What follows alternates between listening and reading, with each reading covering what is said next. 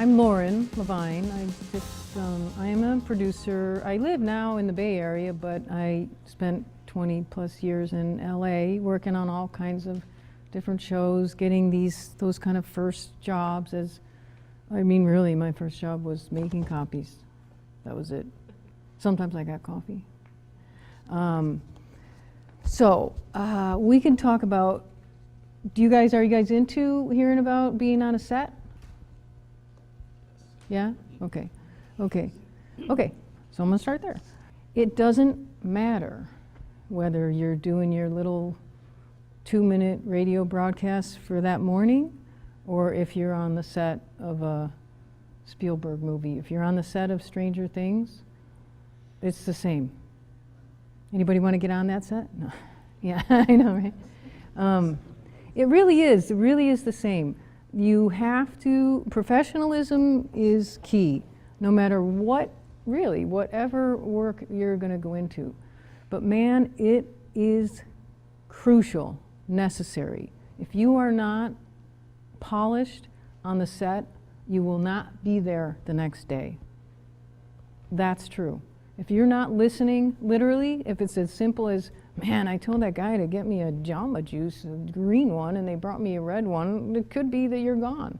You hopefully will go, no matter what college you go to, you don't have to go to USC and be like the best, most entitled, by the way. A lot of the kids who come out of USC. I personally am not a big fan of kids who are feeling entitled already and they don't even have a resume yet. So I wouldn't recommend that, but a lot of kids feel like it's their right to say, well, I can't work night hours. I have to go to a cycling class in the morning. Don't ever say that, you know, right? Okay, so the first thing you want to be on any of your sets is on time, right? Because if you're not on time, that basically says, I can't count on you, right? But if you are there always, 15 minutes early, with a smile on your face, I'm gonna know that you're gonna be there, and I'm gonna be able to rely on Amanda or Andrew, or okay? So you wanna make yourself visible and make yourself helpful. And so even on your sets, you want people to be on time, be 10 minutes early. And when you get there, don't come with all your stuff around and your shoes aren't tied and your backpack's hanging out and you just throw your stuff somewhere. No, you come together, put yourself together. Sometimes we go to the set having had, meaning we've eaten a meal. Don't get there and the first thing you do is run to the craft service table. No, first thing you do is run to your supervisor.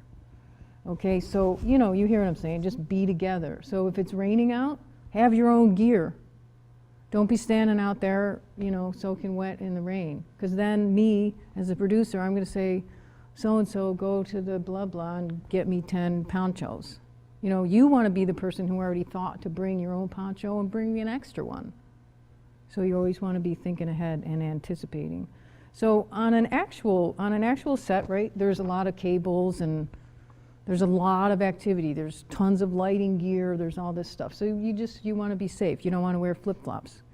Again, personally, dress code. It's cool. It's Saturday, But when you go to a set, you want to look in the entertainment industry. You don't have to be super dressed up or super snappy. Again, me personally, I want everyone to be just well-groomed and neat. I just think it's more professional. And I think it's going to help you. Because if you're on the set, somebody might say, run over to the studio and go to Spielberg's office and pick up something in the mailbox, and you might run into him. How do you want to look when you meet Steven Spielberg, Okay, so a lot of times the entry-level job on a film is a production assistant. So again, any job you have, but that one especially, you want to be early, you want to be sharp, you want to keep your receipts, you want to be organized, and you want to anticipate. When you first walk onto a set, the first thing you want to do is, like I did when I came in here, I'm like, oh, there's 3 cameras. So I want to be, in this case I'm in front, but in any other case on the set, you want to be behind the camera. You never want to be walking in front of wherever the camera is facing. When you're on a stage, like a Warner Brothers or Paramount or something, there's a red light that goes off outside the studio. If the light's flashing, you don't walk in. If the light's off, you can walk in. Safety on a set, so you just want to be careful. You don't want to touch hot lights, that kind of thing. If you get a job in the grip department, safety is going to be really number one. So grip is, you know, moving all the lights and placing the cables, and all the departments are really important. That's the thing about a set, and that's what you guys want here when you're working together, is you want to be working together.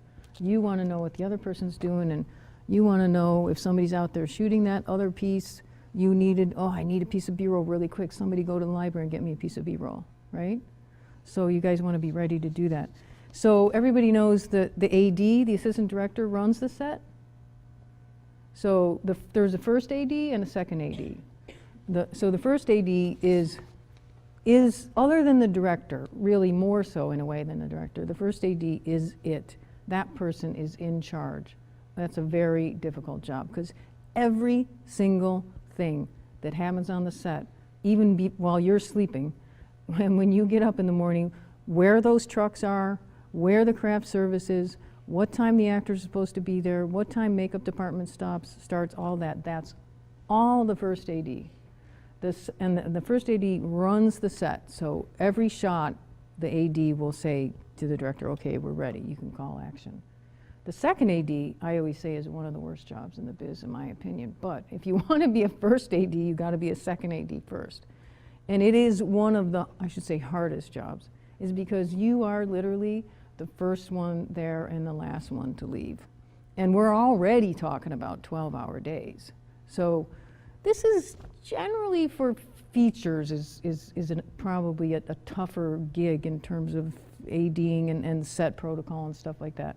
When you're on a TV show like a Big Bang or something, it's a 3-camera show, and you're in a studio every day, that's a piece of cake to a lot of the people who are out on features, going to all these crazy different locations, climbing up mountains, you know, bringing camera gear and all that kind of stuff.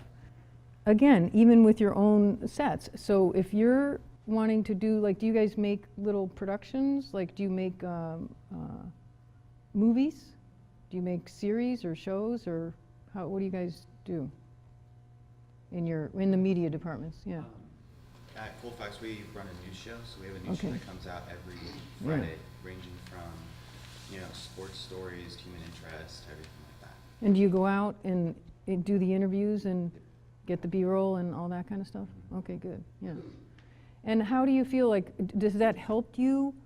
Does everyone feel comfortable talking to someone you're going to interview and setting up the camera and getting the angle and all that, or is that kind of tricky? Yeah, well, I know for me and a few others, that's, you know, something we've done for a while and comfortable with. But every term, at the beginning of every term, we go through and we go over all that stuff again and go over the interview process and you know, setting up the interviews and stuff like that. And do you go with questions? Yes. Do you take questions with you? Yeah. Okay, good. Yeah. And do you try to be creative when you're setting up your interviews? Is that something that a lot of you guys, if you want to shoot a DP, that you're really going to want to start thinking about visually, to try to think outside the box, you know, like the typical talking head interview with the plant in the background. You could stay away from the plant and the lamp. And I found, actually, as I've been shooting in the district in Elk Grove Unified, because it's run and gun, I've got you guys, there's a schedule here and there's not much time. So if you have a 15-minute break in your day, I gotta be quick and do the interview. So I found that shooting outside really helps, because it just, you know, you can turn the camera lots of different ways and you don't have to worry about lighting. So basically, standing by, anticipating. So if I'm out there with a camera crew, like on this documentary I'm shooting in Chicago, it's about this Frank Lloyd Wright building called Unity Temple. He's a famous architect, and he's probably the famous architect in the United States, and he built his gift to modern architecture, and it's this huge restoration. So I brought in a camera person that I worked with from LA. So I took a big chance. I spent more money in the budget than I kind of had wanted to, so basically it was money out of my pocket. But I made a decision because I really wanted some cool B-roll. Shots that had never been shot. And this building is amazing, right? So I had 3 guys, camera guys, helping. And you can tell, almost within the first 10 minutes, you can tell who's going to be the most useful, who's going to be anticipating stuff, right? So the DP, my friend Sandy, that's the key for her, is when you're on a set and you're assisting a DP, is to be paying attention, to anticipate, know the gear. So if they say, get me blah blah battery, know what battery that is. And even think about it. You can look in the camera and you can see if it's beeping and you can tell the battery's low, so get the battery. You know, so there's a lot of that kind of anticipatory thinking that's super, super helpful and is going to make you really shine. When you're on a set or a job in a production company, make sure you are clear on who your supervisor is. So if I'm not your supervisor, don't ask me if you can take your lunch now, right? So make sure you're clear about that. And if I'm not your supervisor and I say to you, hey man, could you run down to the editing room and get me these, you know, tapes or something? If it's a minute, then fine, but if not, you need to check with your supervisor. So be clear with your supervisor when you're hired what your job is, and just go and check with them. Not every 5 minutes, you know, don't be like the kid in the classroom who's like constantly got their hand up all the time, right? But you just want to be clear who your supervisor is and make sure that you're taking your orders from them. If you're unsure about something, just ask. Don't be embarrassed to ask. I see that a lot where somebody is given a task and they try to do it, but they couldn't do it because they weren't really sure how to do it. So just ask. You know, just say, I'm not really clear. And if it's something maybe that you could look up on Google and you feel confident, like, meh, okay, now I understand. Or you forgot what they said about the Premiere editing software and you forgot how to log it in, then look it up on help and see if you can figure it out. Time really is money, you know, and that's where the pressure thing comes in when you're on a professional set or even at the production company. Everybody's a little bit tense. There's going to be some really great people and nice places and everything, but for entry-level jobs, it's hard. Everybody's not like patting you on the back and saying, hey, what'd you have for breakfast today? And you know, you can hang out, you'll make friends with other people on the set and everything. And those are the people who you'll work with in the future. So even starting now, you 2 guys may be working together on a show somewhere or working at a creative agency. So the connections that you make starting now matter. I wasn't a super savvy network person. I was friendly, but I guess I probably was a little bit on the shy side. But it would have helped me a lot. I did do things like send a letter to someone, like a director, and I asked, could I follow you on the set? And that's something that I would suggest that you guys do too, is if there was somebody like me or somebody here in local news, like if you want to be a sports anchor and there's a sports anchor locally, reach out to them. A lot of times you can get their email because everybody's everywhere, you know, Twitter and all that. So reach out to those people in professional situations and just say, can I come in and I'm interested in what you do and learning from you, and can I come in and talk to you for 15 or 20 minutes? A lot of people will say yes, and that'll help you kind of figure out what you might want to do. And it might end up helping you get an internship at that studio. Has anybody done any internships yet? Yeah, whereabouts? Company in Grass Valley. It's an engineering company, but they also do a lot of broadcasting stuff. And Okay. Film and edit the movies. Oh, you do? Oh, cool. That's great. What do you edit on? Do you use Premiere? Yeah, yeah. Okay. So always be careful everybody kids around and that's cool and everything, but always be careful what you're saying. You never want to be saying anything unpleasant about somebody who's anytime, but on the set, and even if you're only joking, not good.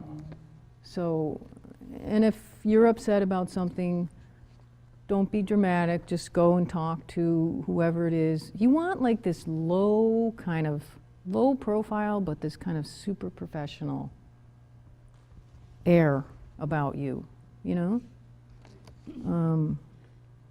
So it's basically, so listening to instructions, if you don't understand, ask. Make sure you're safe when you're doing things. So you may be asked to do things that you don't feel comfortable with.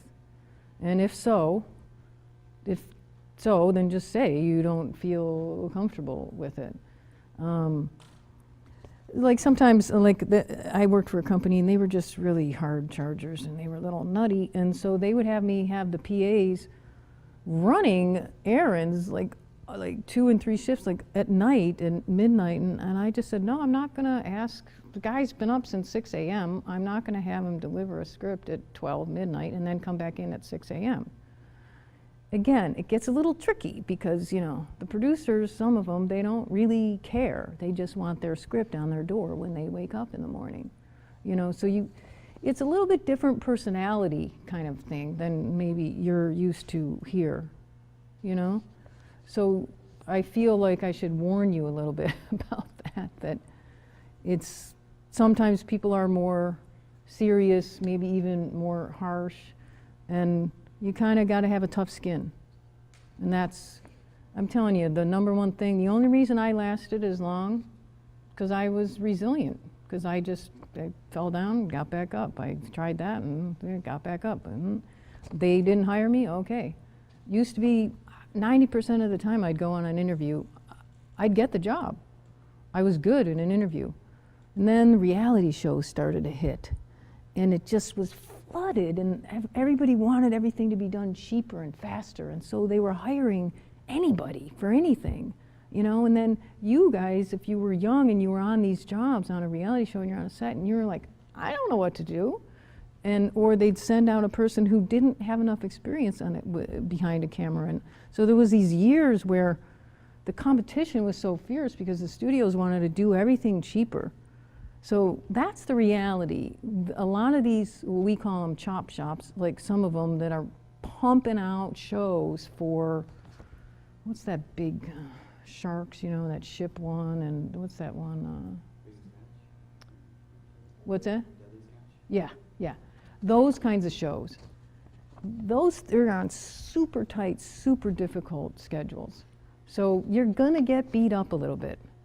So you do want to know how to take care of yourself so that you can kind of balance that, because it'll get to you over time. It builds. So having said that, so you want to be doing something that you really are enjoying. Don't torture yourself, right?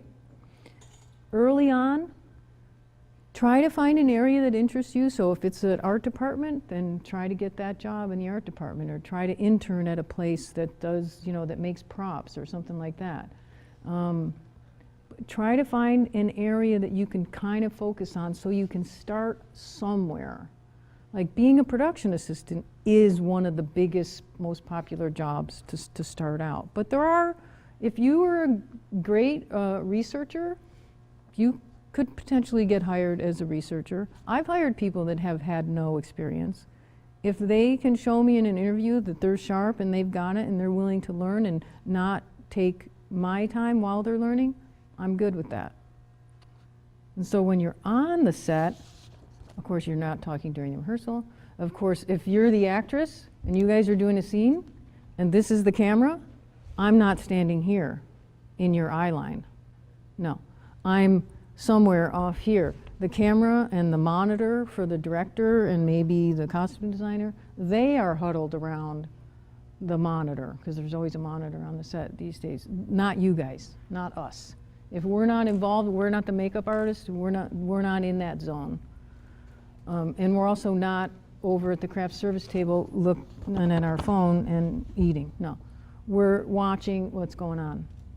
And if your job is to stay by the door and make sure, and your walkie, and there's walkie etiquette, which you guys could learn in 5 minutes, so, which you probably already know, but then that's where you stay. You don't leave the door to go to the bathroom unless you've given your walkie to somebody else. So all those little things really, really matter. And the cool thing is if you show that you're good in a short period of time, that lasts a long time. So it's not like, oh, I think I'm good and now I can slack off. No, but you can get credit quickly if you're good and noticed immediately. You know what I mean? So that's kind of a unique in the industry, I think. You know, in a lot of industries, you're really paying your dues for a long time. And so again, focusing on, it's great to have a dream. Like one of the guys I was just talking to wants to be a anchor, sports anchor. And his dad was saying, well, that's all he wants to do. He just wants to be an anchor. I'm like, well, you better get over that because you're gonna wanna, maybe you'll have to be a reporter. I told him there's a robust internship program at ESPN he should check out. And if they say, I want to hire you to pick up the garbage after the game, you say yes. And that's how you get in there. And then when you're in somewhere, you've already done some editing. So if you're in somewhere and you're interning and maybe you're the assistant editor that I need an extra person and I need to kind of take advantage of someone young who's willing to work for a little money because I don't have a big budget, then I'm going to hire you to be on the night shift. And you're going to be doing the organizing of the editing. As long as your work is there every day, then the next season when we go and we need, then I can hire you for a staff job. That's how it happens. Any questions? I like writing stuff. Okay, good. Writing is about writing.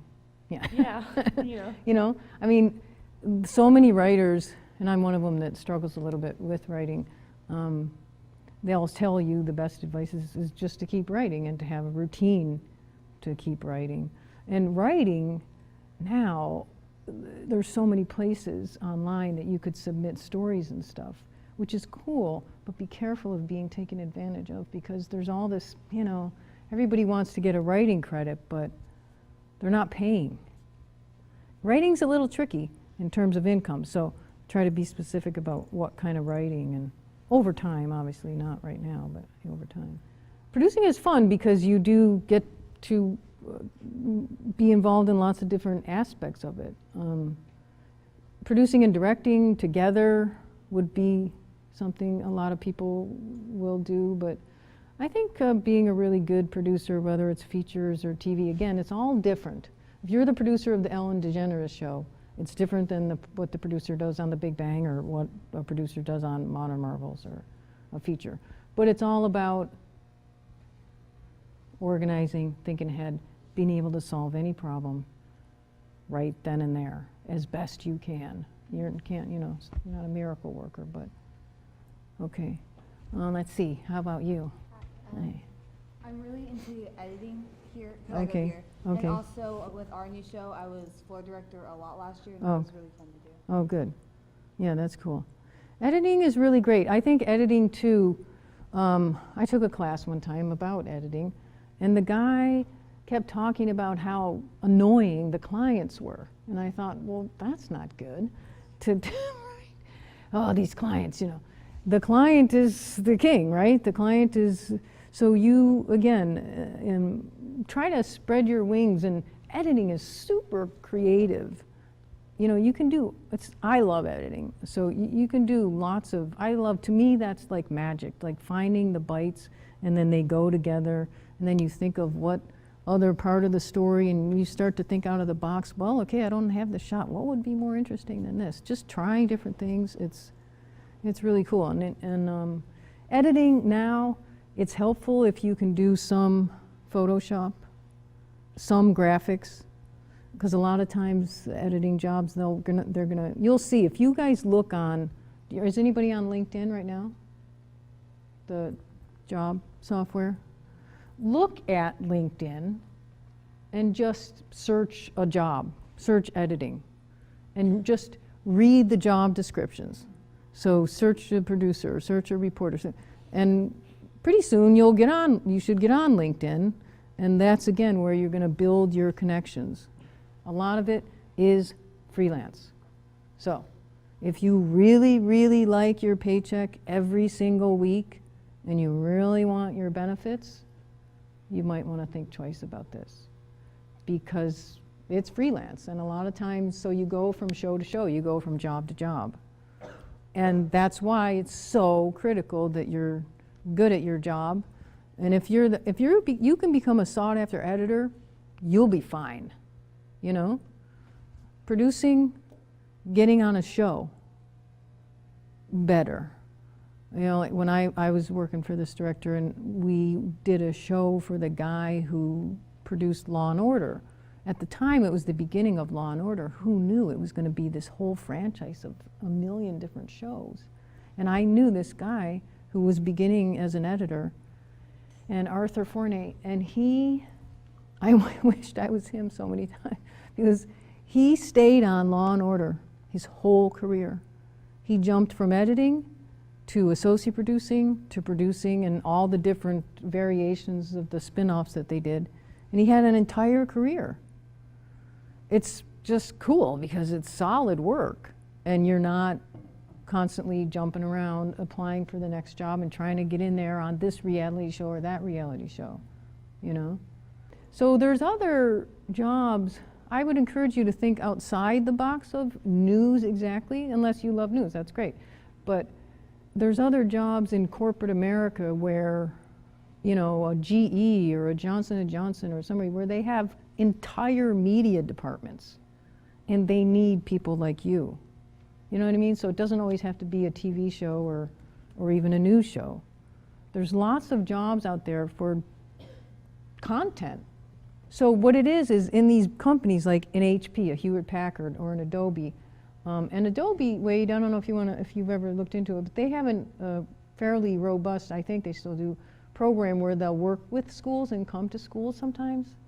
They'll give you stuff to try, and I could get you the name of somebody, but so yeah, even though they're a software company, they have their own in-house people to tell their story, to get their, so it's promotional mostly, right? So yeah, so corporations, again, a Johnson & Johnson, a GE, an Adobe, agencies, creative agencies in this area, in Northern California, some here in Sacramento area, but mostly there's a lot of them in San Francisco and San Jose. All right, you guys, nice to meet you.